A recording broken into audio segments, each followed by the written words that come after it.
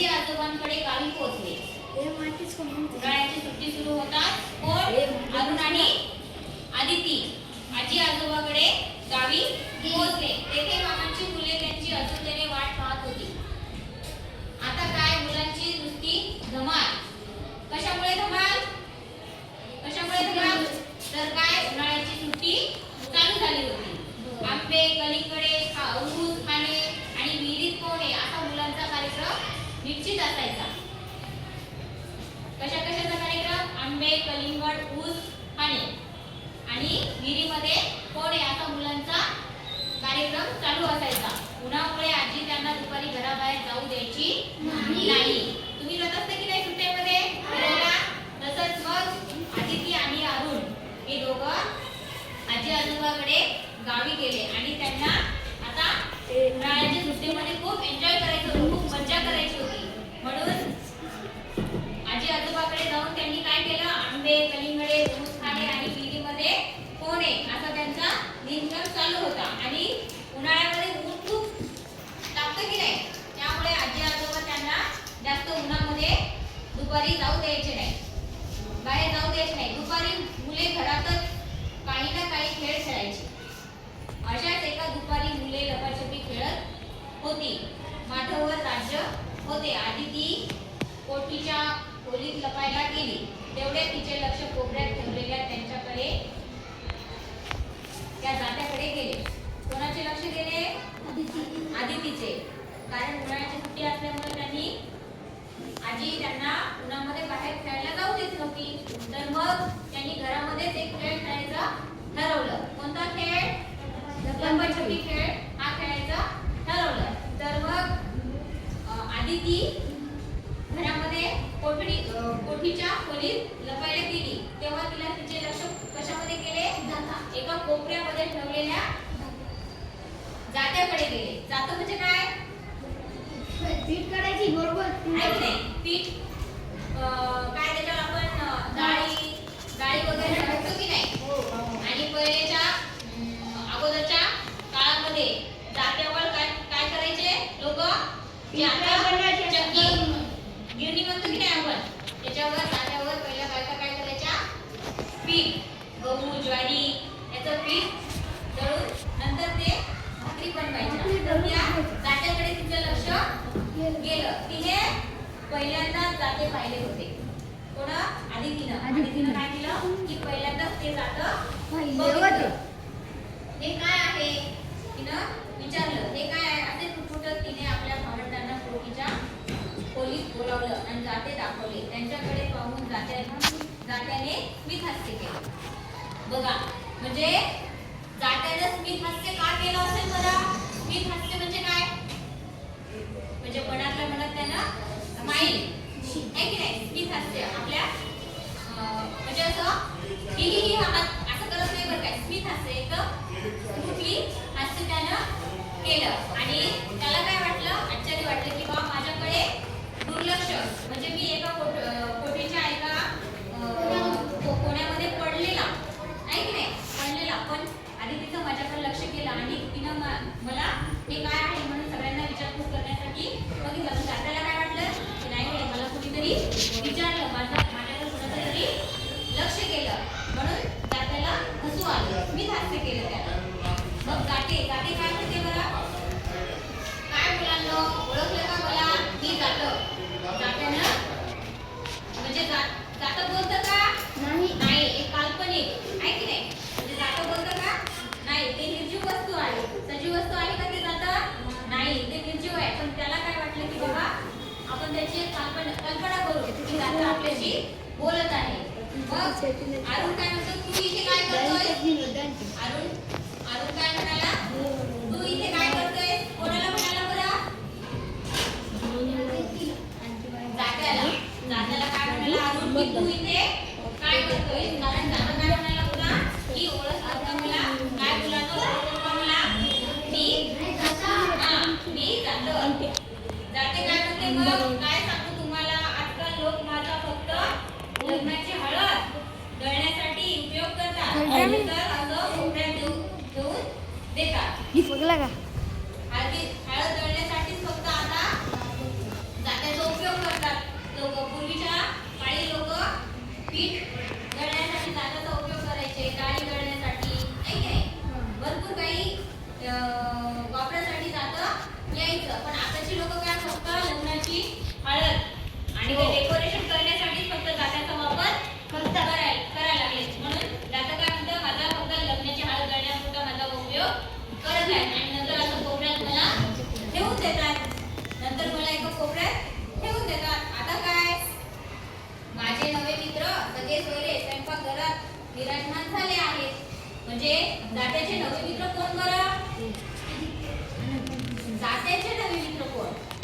जातं काय म्हणते की आता माझे नवीन मित्र सगळे सोयरे आता माझ्या स्वयंपाकघरामध्ये विराजमान झालेले आहेत. विराजमान म्हणजे ते तिथे येऊन बसलेले आहेत, माझ्या जागेवर येऊन बसलेले आहेत. तर जात्याचे सगळे सोयरे मित्र कोण? नवीन मित्र कोण? आजीच्या घरी आलेले. आजीच्या घरी आलेले नाही. जात्याचे नवे मित्र म्हणजे कोण माहितीये का? जसं मिक्सर आहे की नाही.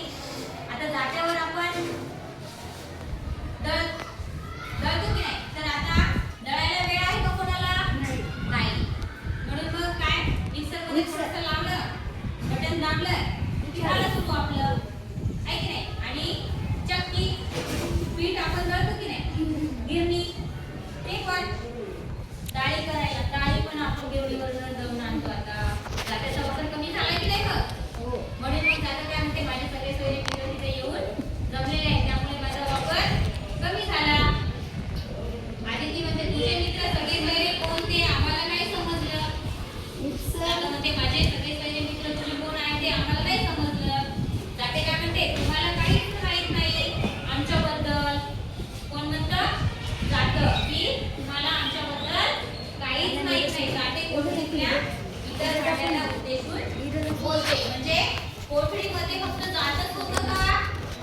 नाही. तर जे पहिलेच्या काळामध्ये जे भांडे होते ते पूर्ण भांडे एका कोठडीमध्ये, कोठडीच्या रूममध्ये पडून राहिलेले. तर जात्यामध्ये तुम्हाला आमच्याबद्दल काहीच माहित नाही.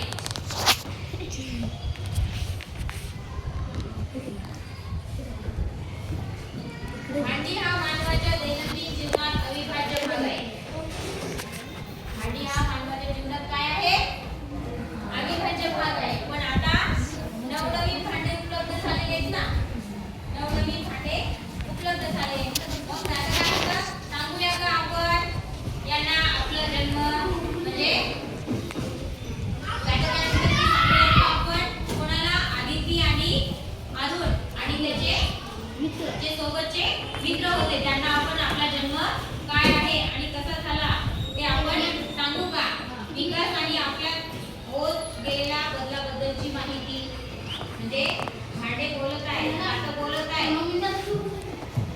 जातं बोलत आहे, कारण की आपल्याला आमच्या विकासाबद्दल, आमच्या बदलाबद्दल झालेला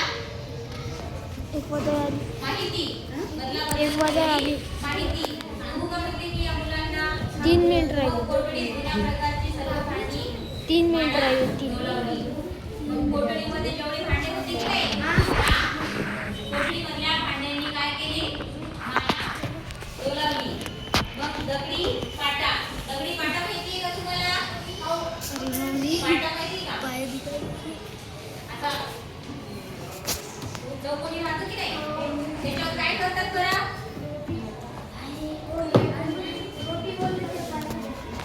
दगडी पाट्यावर काय करतात? आम्हा मी सांगतो त्यांना आपला इतिहास. बरं का मुलांनो, मानव जसा शेती करू लागला, स्थिर जीवन जगू लागला. म्हणजे मानव जसा शेती करू लागला तसा तो स्थिर जीवन जगू लागला. स्थिर म्हणजे एका ठिकाणी, आहे की नाही, एका ठिकाणी राहून तो आपलं जीवन जगू लागला. आणि जेव्हा तो भटकत होता की नाही, म्हणजे स्थिर जीवन होतं का मानवाचं? आधी मानवाचं तुम्हाला पाठवून झाले आणि मानवाचं जीवन स्थिर होतं का? नाही.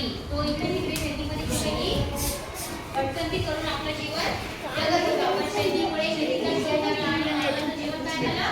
स्थिर झालं.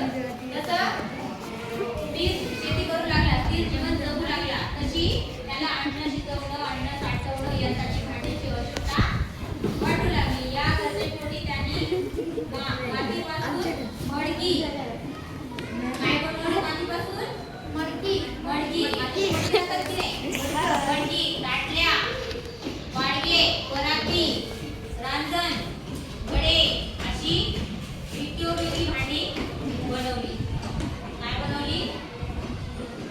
मातीची मडकी. जसं आता तुम्ही पाणी पिता की नाही पाटातलं.